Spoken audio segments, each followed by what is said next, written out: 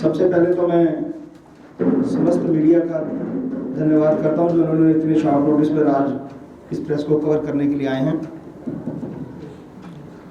मैंने शुरुआत करूंगा और आज आप कोशिश कीजिए, काफ़ी डेटे भी नोट कीजिए और हर बात की तरफ पूरा ध्यान रखिए। मैंने बचपन में एक फिल्म देखी थी जिसका नाम था दो चोर। थोड़ा सा बड़ा हुआ तो फिर एक फिल्म और देखी, चोर मचाए शोर, है जी। अब आज मैं बड़ा हो गया तब उसका एक रीमेक आ रहा है, GC1 एंड GC2, गोलक चोर 1 एंड गोलक चोर 2। अभी मैं विस्तार से इनके बारे में, इनकी एक्टिंग के बारे में, इनकी नौटंकी के बारे में आपको समझाऊंगा। GC1 चूंकि इंटरनेशनल प्रेसिडेंट हैं तो इसलिए इंटरनेशनल चोरियों में उनका हाथ रहा है। डॉलर्स की चोरी के भी केस उनके ऊपर चल रहे हैं, चाहे वो गुरुद्वारा कमेटी ने डाले हैं या मैंने डाले हैं। और GC2 जो है वो इंडिया में अभी तक सीमित है। इंडिया में कई तरह की कोई करप्शन हो, गोलक चोरी की दुर्वरतों हो, गोलक चोरी के साथ करप्शन के साथ केस जुड़े हुए हों, और किसी तरह की कोई नौटंकी करनी हो, वो GC2 की जिम्मेवारी है, उसकी वो एक्टिंग अच्छी कर लेते हैं। इसके बाद लेकिन एक बात दोनों में कॉमन है कि दोनों एक ही स्कूल, एक ही इंस्टीट्यूशन से पढ़े हुए हैं। बादल करप्शन एंड गोलक दुर्वरतो टेक्नोलॉजी सेंटर, दोनों की पढ़ाई एक ही जगह से हुई है।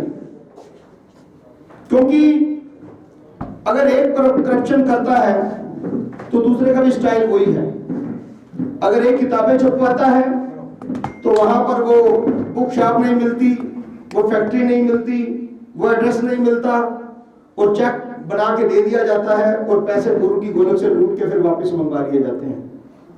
तो दूसरा भी वही करता है, वही तरीका अपनाता है, तिरपाले खरीदता है, टेंट खरीदता है, लेकिन वो दुकान, वो फैक्ट्री, वो कंपनी कहीं पर भी नहीं मिलती। स्टाइल सेम है क्योंकि पढ़ाई एक ही स्कूल, एक ही कॉलेज से हुई है, दोनों बादल इंस्टीट्यूशन से निकले हैं, उसी पार्टी से संबंधित भी रहे हैं। तो मैं कहना सिर्फ इतना ही चाहूंगा कि पहले बात करते हैं GC1 की। GC1 जो भी जागो पार्टी की एक प्रेस कॉन्फ्रेंस हुई उससे संबंधित है, आप समझ ही गए होंगे। मैं बात कर रहा हूं आज सरदार मंजीत सिंह जीके की, जिनको मैं प्यार से GC1 कहता हूं।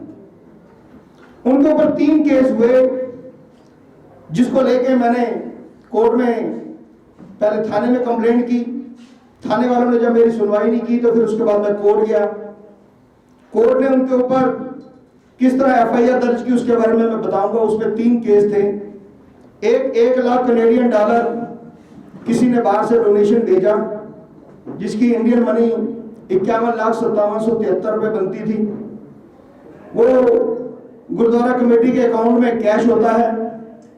ठीक उसी समय गुरुद्वारा कमेटी के जो हमारी चेस्ट है जिसमें सारे गुरुद्वारों की गोलक एकत्रित होती है, इकट्ठी होती है, वहां से सेम वही अमाउंट, ध्यान करने वाली बात है क्योंकि बाहर से कनेडियन डॉलर आया 1 लाख रुपया, तो जब उसकी इंडियन मनी में वो कन्वर्ट हुआ तो पैसों का डॉलर्स के हिसाब से जो रेट होता है 51,57,73 रुपए 20 पैसे, यह बैंक में कैश हो गया। कितनी हैरानी की बात है कि उतना ही अमाउंट, बिल्कुल 51,57,73 रुपए 20 पैसे गुरुद्वारा कमेटी की चेस्ट से उस दिन निकाले जाते हैं। एक नकली बैंक की स्लिप भर के रखी जाती है, एक नकली वोचर बना के रखा जाता है और ये शो किया जाता है कि जो अकाउंट में पैसे आए हैं वो हमने जमा कराए हैं। लेकिन हम ये कोर्ट में साबित करने में कामयाब रहते हैं कि अगर 2 जगह से 51,57,73 रुपए 20 पैसे आए हैं तो अकाउंट में 2 एंट्री होनी चाहिए। पैसा तो आया एक, और एक जो गुरुद्वारा कमेटी से गया वो पैसा कहां गया। एक केस ये था। दूसरा केस था 80,000 किताबों को छपवाने का। 80,000 किताबों का ऑर्डर दिया जाता है जिन वेंडर्स को। हमने कोर्ट में ये प्रूव कर दिया कि वो वेंडर्स ने खुद मान लिया कि हमने कभी किताबें नहीं छापी क्योंकि उस जगह पर वो कंपनी एग्जिस्ट नहीं करती थी। उसके बाद उन्होंने ये भी कह दिया कि हमने वो जो चेक लिए थे उसके पैसे निकलवा के वापस इनको कैसे दिए हैं, ये मैं नहीं कह रहा, ये वो वेंडर्स कह रहे हैं। उन्होंने पुलिस को भी ये स्टेटमेंट दी है और कोर्ट में भी 306 की एप्लीकेशन लगाई है सरकारी गवाह बनने के लिए। उसके बाद तीसरा उनके ऊपर इल्जाम था, रैनबी क्लोथिंग प्राइवेट लिमिटेड एक कंपनी है जिसने पिछले 3 सालों से 2014-15 से लेकर 2016-17 तक 18 तक कोई काम नहीं किया, लेकिन उस कंपनी को दिखाया जाता है कि उस कंपनी ने गुरुद्वारा कमेटी को माल भेजा, उसके बदले में उसको अकाउंट में पेमेंट की गई, जबकि सरकारी खाते में रजिस्ट्रार ऑफ कंपनीज के पास वो कंपनी पिछले 3 साल से बंद थी। और उस कंपनी को उन जो 3000 कंपनियां लगभग रजिस्ट्रार ऑफ कंपनी ने बंद की थी, उसमें उस कंपनी का नंबर 22032 पे वो बंद आ रही थी कि ये कंपनी बंद है। मजे की बात, जो असली बात है, वो कंपनी किसकी थी? रैनबी क्लोथिंग प्राइवेट लिमिटेड। उसके डायरेक्टर कौन थे? उसके डायरेक्टर थे मंजीत सिंह जीके की बिटिया और उनके दामाद। उस कंपनी का एड्रेस क्या था? हमने प्रूव कर दिया, उस कंपनी का एड्रेस वही था जो जिस मकान में, जिस घर में मंजीत सिंह जीके आज भी रह रहे हैं। हैरानगी की बात है कि इतना सब कुछ होने के बावजूद भी जागो पार्टी से ये कहा जाता है जगह जगह हर मीटिंग में कि इल्जाम अभी साबित तो नहीं हुए ना। बस कितने कमाल की बात है, इसमें साबित वाली बात बची कहां? आपके घर के एड्रेस पे कंपनी, आपकी बिटिया और आपके दामाद उसमें वो उसके डायरेक्टर्स, पेमेंट्स उनके अकाउंट्स में हुई है। इस बात का प्रूफ है, रजिस्ट्रार ऑफ कंपनी ने इसका जवाब दे दिया। किताबों वालों ने सरकारी गवाह बनने की हामी भर दी, कोर्ट में एप्लीकेशन मूव कर दी है जी, और जो 51 लाख का वो भी हमने बता दिया। अब कहने का मतलब यह कि अभी तक बोल रहे हैं कि इल्जाम अभी लगाए हैं, प्रूफ तो नहीं हुए ना। तो भैया ये कोई 3 घंटे का फिल्म का शो थोड़ी है कि अभी बच्चा जवान हुआ, अभी वो उसने एक छलांग लगाई रेलगाड़ी पे, वो बड़ा हो गया, थोड़ी देर में उसने ये कर दिया और 3 घंटे के एपिसोड में सारी पिक्चर का रोल खत्म हो गया कि कहां से शुरू हुआ कहां पे खत्म हो गया। भाई कोर्ट है, टाइम लगता है।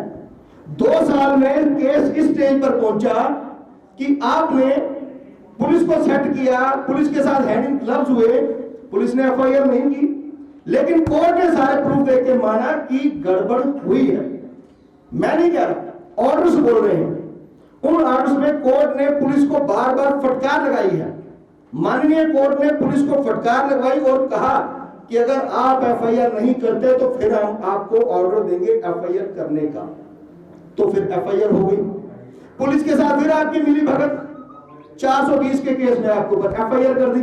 हमने कहा जी गड़बड़ घोटाले तो और भी हैं, इसमें तो सेक्शन बहुत सारे लगने चाहिए। तो फिर पुलिस को कोर्ट के कहने पर बाकी सेक्शन भी बाद में ऐड करने पड़े, 369, 367, 370, 20B। तो उसके बाद भी अगर आप कहते हैं कि साबित नहीं हुआ, तो भाई कब साबित करूं? साबित करने का और क्या स्टाइल होता है? मतलब 10 मिनट में 2 घंटे की फिल्म में सारा कुछ खत्म हो जाए। ये है एक GC1। अब उसके बाद आते हैं GC2 पर। GC2 का आप देख लीजिए। GC1 में इसलिए उनको नाम दिया कि कोई ये ना कहे कि उनको GC1 क्यों दिया, मुझे GC1 क्यों नहीं दिया। तो भाई उनके ऊपर 3 एफआईआर है, आपके ऊपर 2 हैं, इसलिए वो फर्स्ट है, आप सेकंड है जी। तो जिसके ऊपर 3 है तो फर्स्ट तो वही हुआ ना। तो अब GC2 की बारी आती है सरदार मनजिंदर सिंह सिरसा। उनके ऊपर 2 एफआईआर हो चुकी है। पहली एफआईआर होती है तो बोलते हैं जी मेरे नाम थोड़ी है, मेरे नाम थोड़ी है, ये तो सारे ऑफिस बेरर के नाम है, गुरुद्वारा कमेटी के नाम है, चलो कोई बात नहीं। दूसरी एफआईआर होती है वो उनके नाम से होती है। तो आज मैं उनको याद दिलाना चाहता हूं कि जनरल हाउस में आपने बोला था कि जिस दिन मेरे नाम पर एफआईआर होगी मुझे मुंह काला करके गुरुद्वारा कमेटी से निकाल देना। तो भाई इतने बुरे तो हम नहीं, आप खुद ही चले जाओ छोड़ के। अगर थोड़ी सी गैरत, थोड़ी सी शर्म बाकी है तो भाई आप खुद ही चले जाओ ना। काम आपका भी वही है, गुरु घर में तिरपालों की खरीद दिखा दी, टेंटों की खरीद दिखा दी, सब कुछ कर दिया, लेकिन काम कुछ नहीं हुआ। उसके बाद मैं अपने बारे में बात करता हूं कि जो जागो पार्टी ने प्रेस कॉन्फ्रेंस की 2 दिन पहले सब्जी के मैटर्स को उठाया। वैसे तो मैं पिछले 2 साल में 20 बार कम से कम इन बातों का जवाब दे चुका हूं, पर मेरी आदत है कि अगर कोई बात करे तो उसका रिप्लाई देना जरूर बनता है। और तथ्यों के सहित बनता है। खाली एक नोट रख के पढ़ते जाओ रामायण की तरह, वो नहीं, तथ्यों की तरह उसका जवाब देना पड़ता है और विद प्रूफ देना पड़ता है। तो मैं आज आपको वो सारे पेपर शो करूंगा कि किस तरह से सब्जी की एफआईआर होती है और 2 बारी डिसमिस होती है, 1 बारी नहीं 2 बारी, 2 टाइम डिसमिस होती है। पहले 2013 से 2015, 2013 में केस चलता है और 2015 में खत्म होता है। उसके बाद 2000 जो आगे केस चलता है उसके बारे में बाद में बताता हूं। 2013 में केस चला और 2015 में खत्म हुआ। तो मैं उनसे सिर्फ पूछना चाहता हूं जिन्होंने केस डाला, ये सब्जी का सरदार मनजीत सिंह जीके, 2013 में आपके बड़े भाई साहब सरदार मनजीत सिंह जीके उर्फ GC1 गुरुद्वारा कमेटी के प्रधान बन गए थे। केस कोर्ट में चल रहा था, तो 2 साल के अंदर अंदर आपने उस केस में पार्टी बनकर मेरे खिलाफ कोई एक्शन क्यों नहीं लिया? किस लिए एक्शन नहीं लिया? क्या मैं आपको उस टाइम ठीक लगता था, गलत लगता था? आपने उस टाइम एक्शन क्यों नहीं लिया? इसलिए नहीं लिया कि मैं आपकी पार्टी में था। क्या आपने अपनी पार्टी मेंबर्स को, जो आपके नीचे जितने भी हों, उनको इस बात की छूट दे रखी है कि आप जितनी मर्जी करप्शन करो, जितनी मर्जी लूट करो, जितनी मर्जी चोरी डकैती करो, तो उनको माफ है? क्यों आपको कि आप मेरी पार्टी में हो? क्या आपने इस तरह के कोई कायदे कानून बना रखे हैं कि जब तक वो आपकी पार्टी में रहेगा वो पाक साफ है, जब वो आपकी पार्टी से चला जाएगा तो वो दोषी हो जाएगा? 2013 से 15 में वो केस चलता है, 13 में चलता है, 15 में खत्म हो जाता है। अब बात आती है 2015 से 18 तक, तब भी मनजीत सिंह जी के प्रधान है, रेगुलर प्रधान है पिछले 7 साल से 6 साल से, तब भी कोर्ट में कोई इनकी तरफ से केस नहीं डाला जाता। 4-5 साल ये सोए रहते हैं। 2015 में केस खत्म हो गया, 2018 में तक प्रधान रहे, कोई केस नहीं डाला जा रहा। अब केस कब डाला जाता है मैं उसके विषय में आपको बताता हूं। मेरी नेचर क्या रही है मैं उसके साथ भी विद प्रूफ हर बात करता जाऊंगा। 29/5/2018 को दिल्ली गुरुद्वारा कमेटी में एक जनरल हाउस होता है, उसके बाद मैं एक थाने में एप्लीकेशन लगाता हूं कि यहाँ पर जो तथ्य पेश किए जा रहे हैं दिल्ली गुरुद्वारा कमेटी में कई तरह की गड़बड़ घोटाले हैं, कई तरह की करप्शन है। उस करप्शन को लेकर मैं मोतीनगर थाने में DD नंबर 68B डेट 29/5/18 को एक लेटर लगाता हूं और उसके बारे में सारे तथ्य देता हूं। खाली वही नहीं लगाता, उस लेटर को मैं DCP और कमिश्नर ऑफ पुलिस को भी देता हूं। ये नीचे उनकी भी कापियां हैं। उसके बाद 21/10/2018 ये जो अभी केस हुई जिसके बारे में मैं GC1 के बारे में बता रहा था, सरदार मनजीत सिंह जीके के बारे में, उसकी कंप्लेंट मैं 21/10/18 को नॉर्थ एवेन्यू पुलिस स्टेशन में करता हूं, पुलिस कमिश्नर को करता हूं, DCP दिल्ली पुलिस को करता हूं, नॉर्थ एवेन्यू को। 21/10/18 डेट को याद रखना, सन 18। मैं कहता हूं कि ये तीनों कांड हुए हैं। $1,00,000 कनेडियन डॉलर की गड़बड़ी हुई है, बुक्स नहीं छपे, उनके बिल पास हुए हैं। रेमडी क्लोथिंग लिमिटेड नाम से कंपनी जीके के घर पे बनी हुई है, उसकी बेटी दामाद की, इसमें वो सारे इल्जाम लगाता हूं। तब भी ये मेरे खिलाफ FIR कराने या सब्जी का केस डालने नहीं चाहते। उसके बाद मैं 28/12/2018 को एक एप्लीकेशन लगाता हूं नॉर्थ एवेन्यू पुलिस स्टेशन में, जिसका DD नंबर है 34A 28/12/2018। क्योंकि 28/10 को मैं कंप्लेंट कर चुका हूं, उन 2 महीने में मुझे कई तरह की धमकियां मिलती हैं, कई तरह से अपनी एप्लीकेशन को वापस लेने के लिए दबाव बनता है। तो मैं 28/12/2018 को फिर एक पुलिस कमिश्नर को, एक DCP को, एक नॉर्थ एवेन्यू पुलिस स्टेशन को ये लगाता हूं कि ये लोग मुझे धमकी दे रहे हैं कि तुझे सब्जी के मैटर में झूठे एविडेंस बना के फंसा देंगे। मुझे सपना नहीं आ गया था कि अभी केस करेंगे, लेकिन मैंने जो मुझे ये धमकियां दे रहे थे मैंने उसके बारे में बताया। और ये पुलिस की कंप्लेंट है, जिसको कॉपी चाहिए, मनजीत सिंह जीके को चाहिए, मजिंदर सिंह सिरसा को चाहिए, मैं दे दूंगा। ये दिसंबर 2018 में मैं इस तरह की एक एप्लीकेशन 3-4 जगह लगाता हूं। DD नंबर से, क्योंकि ये वो गलत कागज हो नहीं सकता। 28/12/2018 को जो मैं बाकी कापियां DCP नॉर्थ एवेन्यू को भेजता हूं और पुलिस कमिश्नर को भेजता हूं, ये उसकी कापियां हैं, सारी सब साथ में लगी हुई है। हर कापी के साथ DD नंबर है, सब कुछ है। मेरे से भी भेजी हुई है कमिश्नर साहब को। यहां तक वो मेरे ऊपर सब्जी का केस नहीं डालते, यहां तक मैं ईमानदार हूं, सिर्फ अभी धमकियां दी जा रही है। उसके बाद 16/3/2019 को 28/12 की कंप्लेंट के बाद 3 महीने बाद मैं फिर रिमाइंडर डालता हूं, क्योंकि उन 3 महीनों में मुझे और तंग किया जा रहा था, धमकियां दी जा रही थी। फिर मैं डालता हूं रिपीट पुलिस कमिश्नर को, नॉर्थ एवेन्यू पुलिस स्टेशन को, DCP अपना नॉर्थ एवेन्यू को।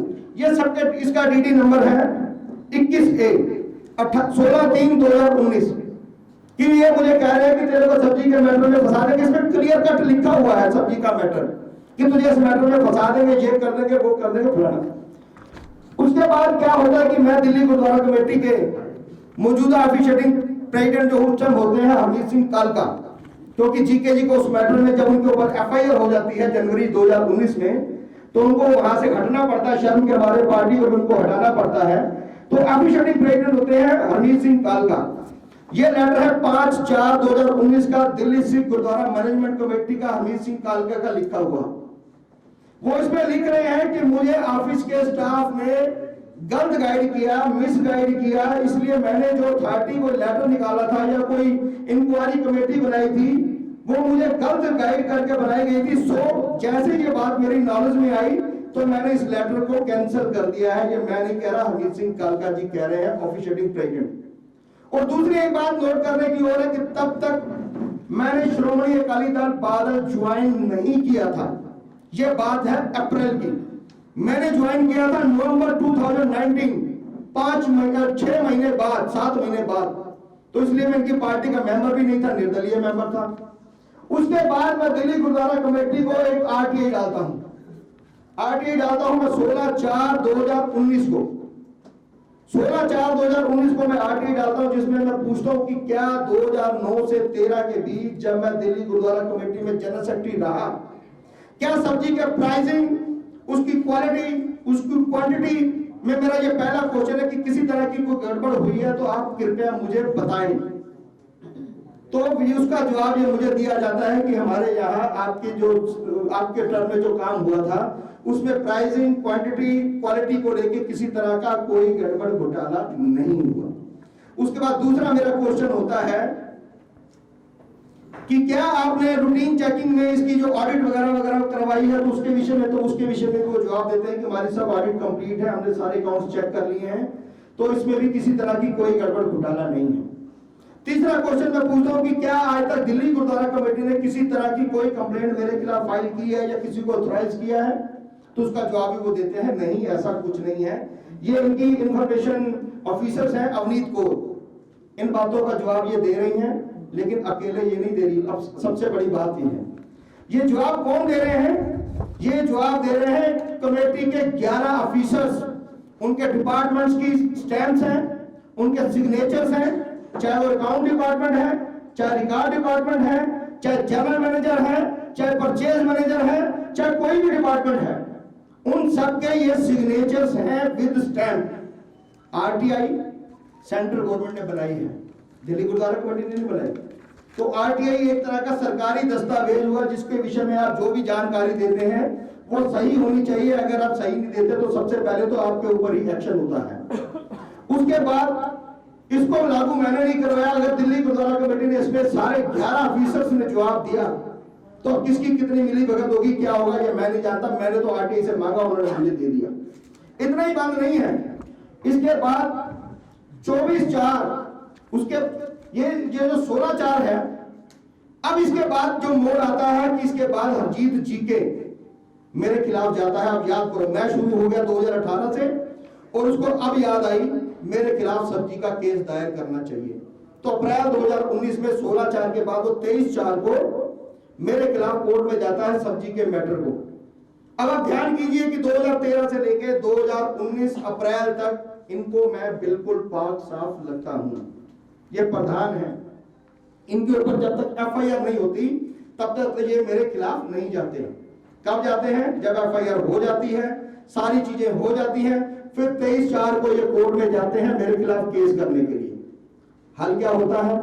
23/4 के बाद जब केस ये दायर कर देते हैं तो दिल्ली पुलिस का जो आईओ उसमें अपॉइंट होता है वो दिल्ली गुरुद्वारा कमेटी से 8-10 तरह के क्वेश्चन पूछता है। वही जो मैंने पूछे थे उससे कुछ अलग क्वेश्चन वो हटके पूछता है, प्राइस को, क्वालिटी को, क्वांटिटी को, हमारा प्रोसीजर क्या है, आपका आप कैसे सामान खरीदते हो, कैसे सामान बेचते हो। ये 4 पेज का वो क्वेश्चन पूछता है। ये चारों पेज के क्वेश्चन के जवाब कौन दे रहा है? दिल्ली गुरुद्वारा कमेटी का जनरल मैनेजर।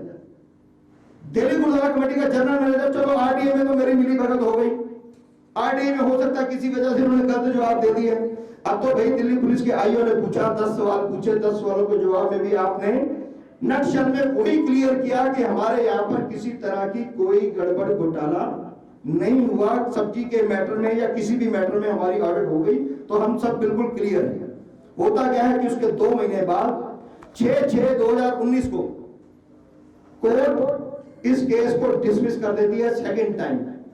फर्स्ट टाइम 2013 में चला, 2015 2 साल इसलिए लगे क्योंकि जिसने केस किया था कोर्ट के 17 बार बुलाने पे 17 टाइम, मैं नहीं कह रहा, कोर्ट का रिकॉर्ड बोल रहा है, 17 टाइम कोर्ट के बुलाने पर वो कोर्ट नहीं जाता तो 2015 में कोर्ट केस को डिसमिस कर देती है।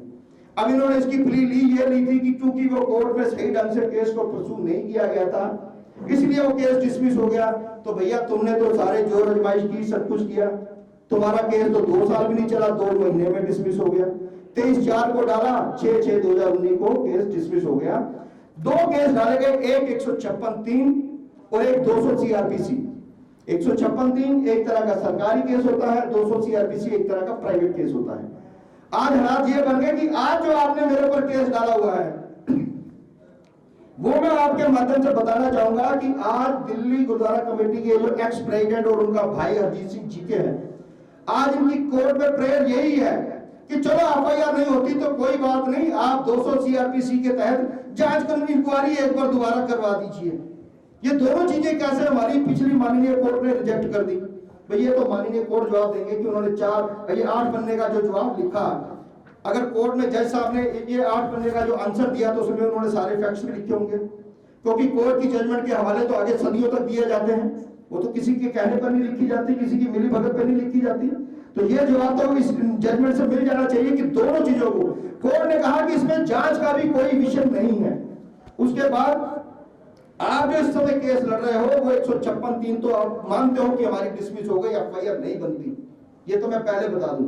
आप तो सिर्फ डिमांड कर रहे हो कि 200 CRPC के तहत ही वो उसकी छोटी मोटी जांच ही करा दी जाए कि चलो ताकि हमें किसी तरह से कोई बाहर पॉलिटिकल माइलेज मिल जाए। अब मैं बात करता हूं कि 2013 से 15 की जो मैंने आपको सारा बता दी कि किस तरह हुआ। अब मैं सिर्फ ये बात कर रहा हूं, ये जो प्रेस कॉन्फ्रेंस का बेस बना वो बेस बना मनजिंदर सिंह सिरसा। अब मैंने प्यार से उनका नाम GC2 रख दिया है, आगे से वो इसी नाम से जाने जाए मेरी तरफ से। उनके एक एफिडेविट देने से, उनके कोर्ट में 15 तारीख को एक एफिडेविट देने से एक भूचाल सा आ जाता है, एक रोला सा आ जाता है। वो किसके लिए? सिर्फ जागो पार्टी उससे हिलती जुलती है, बाकी कोई फैक्ट में फर्क नहीं पड़ता। जागो पार्टी में भूचाल सा आ जाता है, उसको लेके PC कर दी जाती है, फलाना कर दी जाता है। मनजिंदर सिंह सिरसा जी ने एफिडेविट दे दिया। भाई मनजिंदर सिंह सिरसा को धर्मराज युधिष्ठिर है कि हमेशा सच ही बोलेगा है? वो तो झूठ का पुलंदा, एक नंबर का झूठा आदमी जिसने जीवन में कभी सच बोला ही नहीं, तो उसके एफिडेविट देने से इतना बवाल। पर कोई धर्मराज युधिष्ठिर तो नहीं है मनजिंदर सिंह सिरसा। तुम खुद ही अपनी बाइटों में बोलते हो, अपनी स्टेजों पर बोलते हो कि वो मकानों के कब्जे करवाता है, उसके ऊपर क्रिमिनल केस चल रहे हैं, उसके पिताजी के ऊपर केस चल रहे हैं। तो उस मनजिंदर सिंह सिरसा के एफिडेविट देने से कोर्ट में कौन सा भूचाल आ गया? कोई धर्मराज युधिष्ठिर थोड़ी है कि कभी झूठ बोलेगा ही नहीं, वो तो है ही झूठा, वो तो बोलता ही सिर्फ झूठ है, उसके अलावा कुछ नहीं बोलता।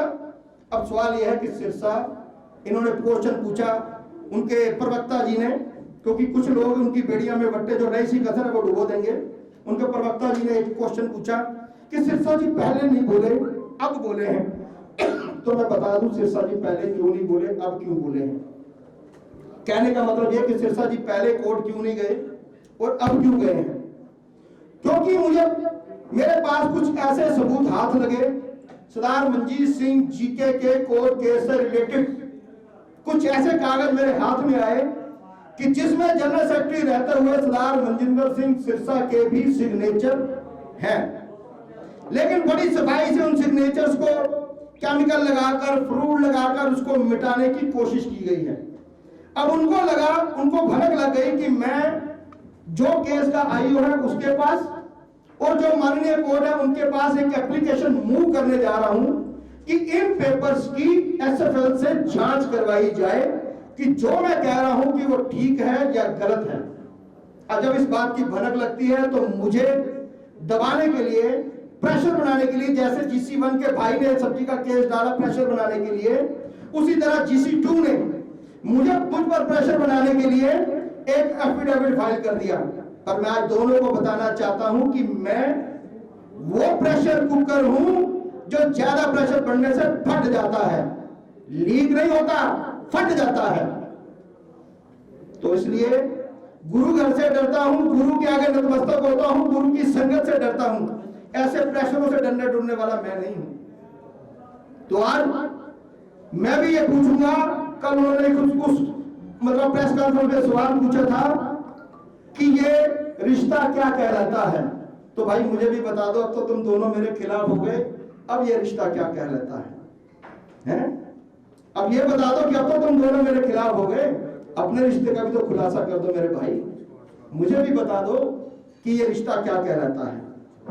अब सिर्फ आज मैं दोनों GC1 GC2 से पूछना चाहता हूं कि तुम्हारे ऊपर 3 FRI हो गई, दूसरे के ऊपर 2 हो गई, भाई तुम तो हो गए 5 साहब, और मेरी गलती ये कि मेरे ऊपर 2 केस तुमने डाले, वो डिसमिस हो गए और मैं हो गया करप्ट। तो मेरे भाई ये संगत है, किसी भी चैनल पर किसी भी अपने लोगों के बीच में तुम दोनों इकट्ठे, मैं अकेला, आ जाओ अपने चैनल्स पे, अपने फॉलोअर्स के बीच में, अपने जितने भी तुम कहते हो मेरे 5 लाख मिलियन है, मेरा फलाना है, उनके बीच में आ जाओ, दोनों से डिबेट करने को तैयार हूं। तुम दोनों इकट्ठे, मैं बिल्कुल अकेला। मैं चैलेंज करता हूं आज आप लोगों के माध्यम से कि आ जाओ, मैं हर बात का जवाब दूंगा, हर बात का विद प्रूफ विद तथ्यों के हिसाब से दूंगा, खाली नौटंकी नहीं करूंगा। तो आज मेरी अपील है आपके माध्यम से, संगत से भी और उन लोगों से भी जो आने वाले गुरुद्वारा चुनाव को लेकर इन लोगों के साथ जुड़ रहे हैं। तो मैं कोई ज्योतिषी तो नहीं हूं, लेकिन थोड़ा बहुत भविष्य के बारे में जानकारी रखता हूं। तो संगत के वो लोग जो गुरु के प्रति नतमस्तक हैं, गुरु के प्रति प्यार सत्कार अपना अकीदा भेंट करते हैं, किसी पार्टी के मोह में आके, किसी यारी दोस्ती के मोह में आके वो कदम मत उठाना कि कल तुम्हें सोचना पड़ जाए, तुम्हें जवाब देना पड़ जाए कि मैं किसी चोर के साथ तो नहीं खड़ा था, मैं किसी चोर के साथ तो नहीं खड़ा था। अपनी बात को विराम देते हुए एक आखिरी बात कह के मनजिंदर सिंह सिरसा जी को बधाई देता हूं कि टेंशन की जरूरत तो बिल्कुल नहीं है, उसके ऊपर 3 है, आपके ऊपर 2 है। ये तथ्यों के साथ में आपको उस केस में जोड़ के आपके ऊपर भी 3 करवा दूंगा, बराबर कर दूंगा, दोनों को फट। जिस दिन हो गई दोनों का कॉमन नाम GC1 कर दूंगा। आप टेंशन मत लेना बिल्कुल भी मेरे होते हुए। तीसरी मैं करवाऊंगा आपके ऊपर, इसी केस को लेकर, इसी तथ्यों को लेकर कोर्ट में। आप अच्छी तरह जानते हो कि मेरा जज्बा कितना है, मेरा लड़ाई लड़ने का ढंग कितना है। आपने जब मुझे फोन किया था, जब मैंने आपकी पार्टी से इस्तीफा दिया था, तो आपने कहा था नहीं यार, तुमने तो मेरे लिए इतनी लड़ाई लड़ी, इतना सब कुछ किया, आप ऐसे पार्टी को कैसे छोड़ के जा रहे हो, आपने मेरे लिए इतना वो सब दिखाया। तो मैंने आपको एक जवाब दिया था, अगर मैं गलत बोल रहा हूं तो मेरे पास ऐसे 3 लोग थे जिनके सामने मैंने माइक चालू करके बात की थी। तो मैं आपको ये बोलने जा रहा हूं कि उस दिन मैंने आपको कहा था कि सिरसा जी, अभी तो आपने मेरा 10% देखा है, 90 तो मैं अब दिखाऊंगा आपको। तो उस 90 की ये कसर है जो आप आज एफिडेविट लेकर कोर्ट पहुंच गए। कोई दिक्कत नहीं, आपने जो कोर्ट से तथ्य छुपाए, कोई दिक्कत नहीं, कोई टेंशन नहीं, किसी प्रेशर में आने वाला नहीं। श्रोमणी अकाली दल दिल्ली परमजीत सिंह जी सरना जी प्रधान जी की अगुवाई में इस लड़ाई को लड़ूंगा, हर हाल में लड़ूंगा, और उन लोगों को उनके अंजाम तक पहुंचाकर इसी जगह पर बैठकर इस बात का जवाब दूंगा कि मेरी जिम्मेवारी संगत के प्रति थी, गुरु घर के प्रति थी, गुरु के मतलब जो हमें कस्टोडियन बना के भेजा था उसको पूरा करते इस लड़ाई को लड़ूंगा, कभी भी पीछे नहीं हटूंगा। किसी ने भी किसी तरह का कोई भी क्वेश्चन पूछना हो उसके लिए तैयार। सर एक सवाल का मुझे बताएं कि आपने कहा कि आपने RTI डाली, तो आपने RTI डालकर एक सरकारी दस्तावेज जिसमें आपको क्लीन चिट मिलती है आपने पहले से ही हासिल कर लिया, तो क्या आपको लगता था कि आने वाले समय के अंदर भविष्य में आपके ऊपर हमला होगा? आपको ऐसा अंदेशा पहले से ऐसा नहीं, पहले से नहीं था। 2013 से 2015 तक ऑलरेडी मेरे ऊपर ऐसा केस डल चुका था जो डिसमिस हो गया था। लेकिन 2018 में जब मैंने जीके की लड़ाई लड़नी शुरू की तो मैंने पहले लेटर्स लिखे, आपको बताया पुलिस को भी और कमिश्नर को भी और DCP को भी कि मुझे ये धमकियां दी जा रही हैं। मुझे अंदेशा नहीं था, मुझे तो इन्होंने कहा कि हम तुझे उसी मैटर में फंसा देंगे। जब मुझे इन्होंने कहा कि तुझे उसी मैटर में फंसा देंगे तो फिर मुझे लगा कि अपनी सेफ्टी के लिए आरटीआई लेनी जरूरी है। ਜਾਗੋ ਪਾਰਟੀ ਦੇ ਸਰਦਾਰ ਪਰਮਿੰਦਰਪਾਲ ਸਿੰਘ ਕਹਿੰਦੇ ਕਿ ਸਿਰਸਾ ਤੇ ਸ਼ਨੀ ਚੋਰਾਂ ਦੀ ਗੱਲਬਾਤ ਹੈਗੀ ਹੈ। ਕੋਰਟ ਜਿਹੜਾ ਮਨਜੀਤ ਸਿੰਘ ਜੀਕੇ ਨੂੰ ਫਸਾਉਣ ਵਾਸਤੇ ਇਹਨਾਂ ਨੂੰ ਨਾ ਮਿਊਚੁਅਲ ਅੰਡਰਸਟੈਂਡਿੰਗ ਸੀ ਇਹਨਾਂ ਦੀ, ਤੇ ਉਹ ਕਹਿੰਦੇ ਨੇ ਕਿ ਵੀ ਸਿਰਸਾ ਨੇ ਜਿਹੜਾ ਐਫੀਡੇਵਿਟ ਫਾਈਲ ਕੀਤਾ ਕੋਰਟ 'ਚ, ਉਹ ਇੱਕ ਤਰ੍ਹਾਂ ਸੰਗਤ ਨੂੰ ਦਿਖਾਉਣਾ ਚਾਹ ਰਹੇ ਕਿ ਵੀ ਅਸੀਂ ਦੋਨੋਂ ਵਿਰੋਧੀ ਹਾਂ ਇੱਕ ਦੂਜੇ ਦੇ। ਜਦ ਸਿਰਸਾ ਨੇ ਪ੍ਰਧਾਨ ਬਣਨਾ ਸੀ ਮਨਜੀਤ ਸਿੰਘ ਜੀਕੇ ਨੂੰ ਲਾਇਆ ਗਿਆ ਸੀ ਗੱਦੀ ਤੋਂ, ਤੇ ਸ਼ੰਟੀ ਕੋਰਟ ਹੀ ਕੇਸ 30,000 'ਚ ਬਾਅਦ ਚ ਕਿ ਵੀ ਐਗਜ਼ੈਕਟਿਵ ਦੀ ਇਲੈਕਸ਼ਨ ਨਹੀਂ ਹੋ ਸਕਦੀ ਇਸ ਟਾਈਮ ਨਾ ਐਕਟਿਵ ਕੋਈ ਪ੍ਰੋਵੀਜ਼ਨ ਨਹੀਂ ਹੈਗਾ। ਉਸ ਤੋਂ ਬਾਅਦ ਕਿਉਂ ਉਹ ਮੰਨ ਲਓ ਮਿਊਚੁਅਲ ਅੰਡਰਸਟੈਂਡਿੰਗ ਨਾਲ ਮੰਨ ਲਓ ਕਿ ਸਿਰਸਾ ਨੇ ਮਨਜੀਤ ਸਿੰਘ ਜੀਕਰ ਨੂੰ ਹਰਾਣਾ ਚਾਹੁੰਦਾ ਸੀ, ਸੀਟ ਤੋਂ ਹਟਾਣਾ ਚਾਹੁੰਦਾ ਸੀ। ਉਹਨੇ ਕੋਰਟ ਦੇ ਕਾਗਜ਼ ਜਿਹੜੇ ਭੇਜੇ, ਜਿਨ੍ਹਾਂ ਕਾਗਜ਼ਾਂ ਦੇ ਉੱਤੇ ਕੇਸ ਡਿਪੈਂਡ ਹੈ, ਉਹਨੇ ਉਹ ਕਾਗਜ਼ ਭੇਜੇ। ਪਰ ਗੁਰਮੀਤ ਸਿੰਘ ਸ਼ੰਟੀ ਦਾ ਵੀ ਕੋਈ ਦਿਮਾਗ ਹੈ, ਕੋਈ ਅਕਲ ਹੈ, ਜੋ ਉਹਨੇ ਕਾਗਜ਼ਾਂ ਦੇ ਵਿੱਚ ਦਮ ਦੇਖਿਆ, ਚੋਰੀ ਨਜ਼ਰ ਆਈ। और केस जान तो पहले मैं थोड़ी नॉलेज ही पा दिया, मैं बुक सेलर्स ਨੂੰ ਟੈਲੀਫੋਨ ਕੀਤੇ, ਰਿਕਾਰਡਿੰਗ ਕੀਤੀ, ਤੁਹਾਨੂੰ ਯਾਦ ਹੋਗਾ मैं रिकॉर्डिंग चलाई सी, मैं रिकॉर्डिंग ਕੀਤੀ कि क्या तुझे बुक छापियां ने? उन्हें कहा नहीं जी मैं नहीं छापियां, मेरे को तो एवं चेक ਮੈਨੂੰ ਦਿੱਤਾ ਗਿਆ, मैं कैश करके वापस दे ਦਿੱਤਾ। ਜਦੋਂ ਮੈਂ ਉਹਨਾਂ ਪ੍ਰੂਫ ਜਦ ਮੇਰੇ ਕੋਲ ਕਾਗਜ਼ ਭੇਜੇ ਗਏ ਸੀ, ਜਦੋਂ ਮੈਂ ਉਹਦਾ ਚੈੱਕ ਕਰ ਲਿਆ ਪੂਰਾ कि हाँ किताबा छापण वाला ही कह रहा है कि मैं किताबा नहीं छापियां, उस जगह ਤੇ कंपनी एग्जिस्ट नहीं करती, ਤੇ ਮੈਂ ਤਦ ਉਸ ਕੇਸ ਨੂੰ ਕੋਰਟ ਹੀ ਲੈ ਕੇ ਗਿਆ। ਸਿਰਸਾ ਹੋਵੇ ਜਾਂ ਬਾਅਦ ਪ੍ਰਧਾਨ ਕਿੰਨੇ ਬਣਨਾ ਗੱਲ ਉਹ ਨਹੀਂ ਹੈ। ਮੈਂ ਸਿੱਧੇ ਕਾਗਜ਼ ਚੁੱਕ ਕੇ ਕੋਰਟ ਨਹੀਂ ਚਲਾ ਗਿਆ, ਪਹਿਲੇ ਉਹਨਾਂ ਕਾਗਜ਼ਾਂ ਦੀ ਉਹਨਾਂ ਸਬੂਤਾਂ ਦੀ ਪੜਤਾਲ ਕੀਤੀ। ਜਦੋਂ ਬੁੱਕ ਸੈਲਰਸ ਨੇ ਉਹ ਵੀਡੀਓ ਮੇਰੇ ਨਾਲ ਆਡੀਓ ਤੇ ਗੱਲ ਕੀਤੀ, ਮੈਂ ਆਡੀਓ ਰਿਲੀਜ਼ ਕੀਤੀ ਸੀ, ਤੁਹਾਨੂੰ ਅੱਛੀ ਤਰ੍ਹਾਂ ਯਾਦ ਹੋਗਾ। ਉਸ ਤੋਂ ਬਾਅਦ ਇਹ ਸਾਰਾ ਕਾਰਵਾਈ ਅੱਗੇ ਚਲੀ। 30,000 ਵਾਲੇ ਮਾਮਲੇ ਦੀ ਗੱਲ 30,000 ਵਾਲੇ ਮਾਮਲੇ ਦੀ ਗੱਲ ਸੁਣ ਲਓ। 30,000 ਵਾਲੇ ਮਾਮਲੇ ਦੇ ਵਿੱਚ ਮੈਂ ਕੋਰਟ ਦੇ ਵਿੱਚ ਗਿਆ ਸੀ ਕਿ ਵੀ ਇਹ ਕੇਸ ਮਤਲਬ ਜੋ ਇਲੈਕਸ਼ਨ ਹੈ ਆਫਟਰ 1 ਮੰਥ ਹੋ ਸਕਦਾ ਹੈ, ਕਿਉਂਕਿ ਮਾਰਚ ਦੇ ਵਿੱਚ ਟਰਮ ਖਤਮ ਹੋਣੀ ਸੀ। लेकिन ਅਸੀਂ ਉਹ ਫਰਵਰੀ ਸ਼ਾਇਦ ਇਹਨਾਂ ਨੇ ਉਸ ਪਹਿਲੇ ਅਪਲਾਈ ਕਰਤਾ ਸੀ, ਇੱਕ ਮਹੀਨਾ ਪਹਿਲੇ। ਉਹਦੇ ਵਿੱਚ ਜਨਰਲ ਹਾਊਸ ਦੇ ਵਿੱਚ ਫਿਰ 2 ਵਾਰ ਡੇਟਸ ਚੇਂਜ ਹੋਈਆਂ ਸੀ। 2 ਵਾਰ ਡੇਟ ਚੇਂਜ ਹੋਣ ਤੋਂ ਬਾਅਦ ਆਟੋਮੈਟਿਕ ਉਹ ਡੇਟ 31 ਮਾਰਚ ਆ ਗਈ ਸੀ। ਤੇ ਮਤਲਬ ਪਾਣੀ ਮਧਾਣੀ ਮਾਰਨ ਦਾ ਫਾਇਦਾ ਨਹੀਂ ਹੁੰਦਾ। ਜਿਵੇਂ ਹੁਣ ਤੁਸੀਂ ਪਹਿਲੀ ਗੱਲ ਕੀਤੀ, ਕੇਸ ਉਸ ਨੂੰ ਲੜਨਾ ਚਾਹੀਦਾ ਜਿਹਦੇ ਤੁਹਾਡੀ ਜਿੱਤ ਹੋਵੇ। ਜੇ ਮਹੀਨੇ ਬਾਅਦ ਤੁਸੀਂ ਉਸ ਕੇਸ ਨੂੰ ਵਾਪਸ ਲੈ ਕੇ ਹਾਰਨਾ ਹੈ ਜਾਂ ਕਰਨਾ ਹੈ, ਦੋ ਚੀਜ਼ਾਂ ਹੁੰਦੀਆਂ। ਕੋਰਟ ਇੱਕ ਗੱਲ ਪੁੱਛਦੀ ਹੈ ਤੁਹਾਨੂੰ, ਡਿਸਮਿਸ ਕਰੂੰ ਜਾਂ ਵਾਪਸ लेते हैं, ਉਸ ਟਾਈਮ ਤੁਸੀਂ ਕੀ ਕਰੋਗੇ? ਆਪਣੀ ਬੇਇੱਜ਼ਤੀ ਕਰੋਗੇ, ਧੱਕੇ ਮਾਰਾਂ ਜਾਂ ਆਪੇ ਜਾਏਗਾ? ਬਾਇਨਾ ਫਰਕ ਸੀ, ਹੋਰ ਕੋਈ ਗੱਲ ਕਿਸੇ ਨੇ ਨਹੀਂ। ਸਰ ਤੁਹਾਨੂੰ ਪਤਾ ਕਿਦੋਂ ਲੱਗਾ ਕਿ ਸਿਰਸਾ ਜੀ ਵੀ ਇਸ ਫਰਜ਼ੀਵਾੜੇ 'ਚ ਸ਼ਾਮਿਲ ਨੇ? ਕਿਦੋਂ ਪਤਾ ਲੱਗਿਆ?